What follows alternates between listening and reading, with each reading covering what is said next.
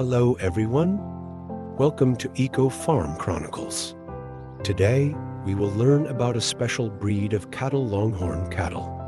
In addition to popular breeds such as Angus, Hereford, Holstein, or Nguni, more and more farms in the United States and Africa are focusing on raising longhorn cattle, not only for meat and milk, but also to preserve this valuable genetic resource. The most famous longhorn cattle breeds today include Angola Longhorn, Texas Longhorn, and English Longhorn. Longhorn cattle from the vast plains of the United States to the tribal regions of Africa are a symbol of endurance, adaptability, and timeless beauty.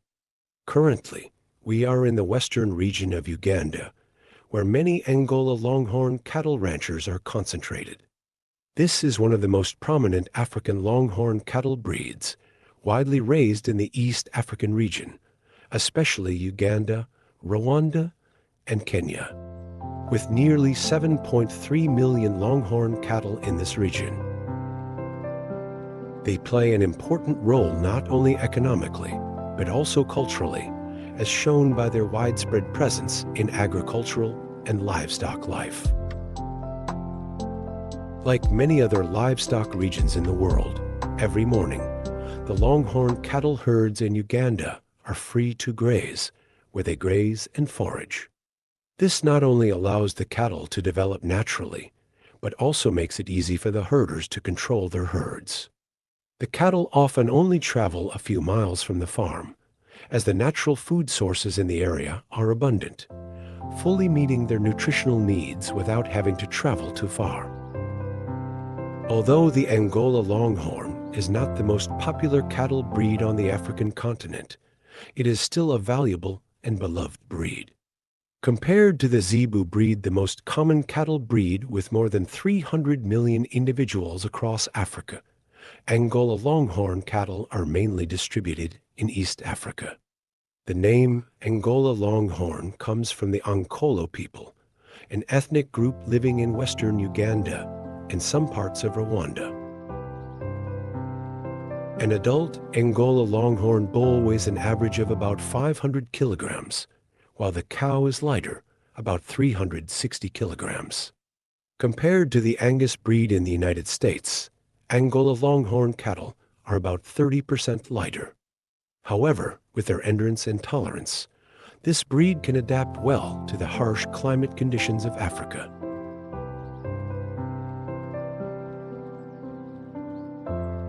For farmers in Uganda, providing water for cattle is an important part of care. Farmers often build rainwater tanks or dig small canals to carry water, ensuring that cattle always have a clean source of water to drink. At the end of the day, when the sun has set, the longhorn cattle will be brought back to the barn to rest. Longhorn cattle sheds in Uganda are simple and often uncovered. This is because there are few predators in the area, so farmers only need an area to gather their cattle near their homes. Every few days, they burn straw or other materials to create smoke in the shed, which helps control insects and parasites, and makes the cattle feel more comfortable in the confined space.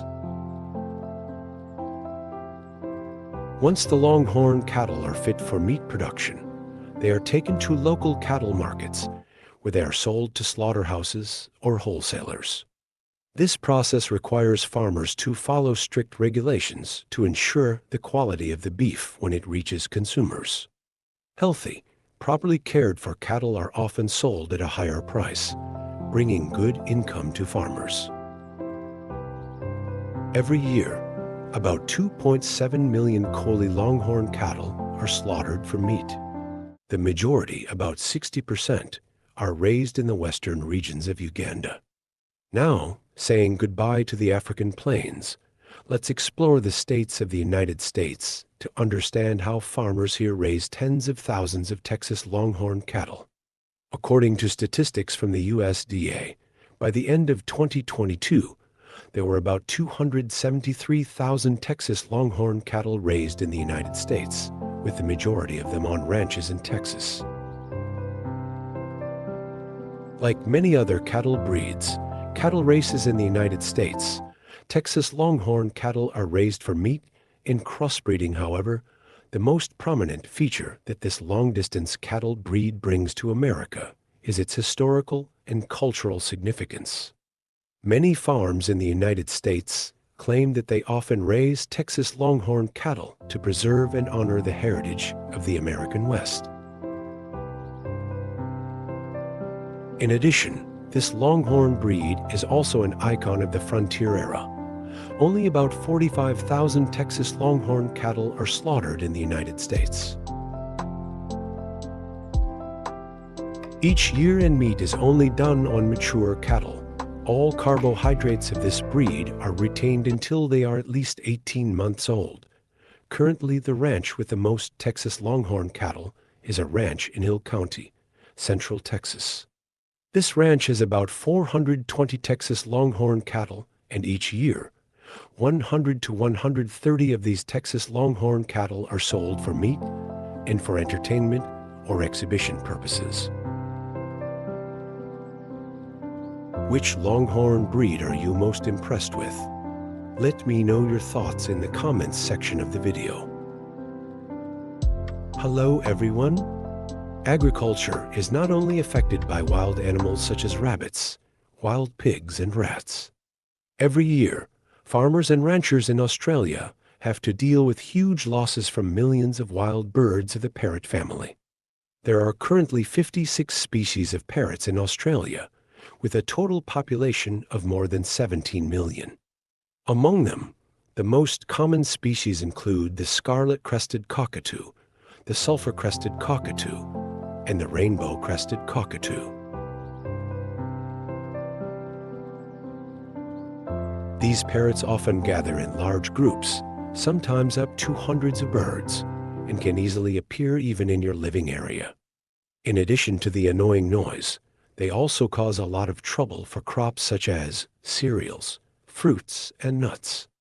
Many times, they also nest in roof cavities, causing serious pollution to the garden with hundreds of piles of droppings. In particular, the Galla cockatoo is the most populous parrot species on this continent. In the wild, Galla cockatoos are found in a wide range of environments, from the outback to bushland to urban and suburban areas. In the Maranoa district of southwest Queensland, a cattle station is home to a flock of nearly 300 Galla cockatoos. These birds frequently fly long distances in search of water and food, causing a lot of trouble for farmers in the area, as the farm mainly grows maize and grain for cattle.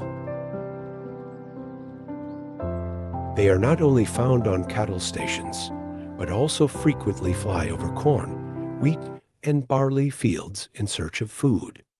Galla birds are especially attracted to crops during the milking stage or after they have ripened, causing farmers to face many difficulties in protecting their crops. As you can imagine, as soon as these noisy birds find a place to roost, they immediately fly out to feed, sometimes right in your grain or wheat fields. Sadly, as harvest season approaches, hundreds of cockatoos arrive, turning the fields into a free feast. In Australia, this is quite common, especially during the parrot breeding season from July to December. In the southern regions, the breeding season lasts from February to July. Each season, cockatoos only lay 2-3 eggs, and although the number of eggs is small, when the chicks are mature, they can live up to 25 years in the wild, and even up to 70 years in captivity.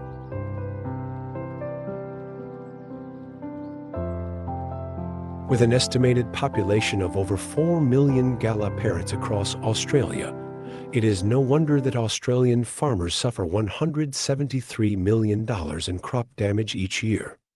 To control the number of Galla parrots, some localities in Australia have resorted to measures such as trapping and culling, but always ensuring that they are carried out in accordance with the Wildlife Act to protect them humanely.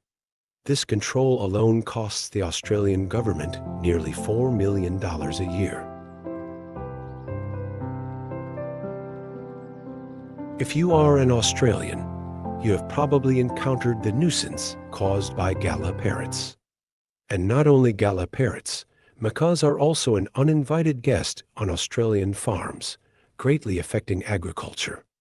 Macaws live in flocks of hundreds, even thousands after the rainy season, thanks to the rapidly growing vegetation that provides an abundant source of food and nesting material. These huge flocks of macaws are very fond of wheat or sorghum fields that are ready for harvest, causing significant losses for farmers. Besides cereals, fruit farms such as bananas and mangoes are also favorite destinations of macaws.